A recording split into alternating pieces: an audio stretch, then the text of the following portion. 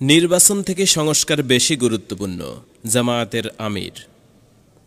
নির্বাচন থেকে সংস্কার বেশি গুরুত্বপূর্ণ বলেছেন জামায়াতে ইসলামী বাংলাদেশের আমির ডাক্তার শফিকুর রহমান।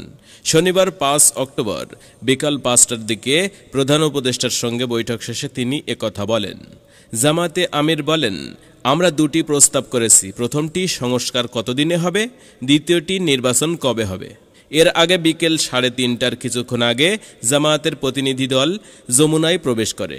জামায়াতে ইসলামীর ৭ সদস্যের প্রতিনিধি দলের নেতৃত্ব দেন দলটির আমির ডাক্তার শফিকুর রহমান। প্রতিনিধি দলে আরও ছিলেন জামায়াতের নায়েবে আমির Abu Taher Mohammad Abdullah, M Shamsul Islam, Mojibur Rahman, secretary general মিয়া গোলাম পওয়ার। এর আগে প্রধান উপদেষ্টার সঙ্গে বিএনপির বৈঠক অনুষ্ঠিত হয়েছে। বিএনপির পক্ষ থেকে আগামী নির্বাচন কবে হবে তার একটি রোডম্যাপ ঘোষণা দিতে প্রধান উপদেষ্টাকে আহ্বান জানানো হয়েছে।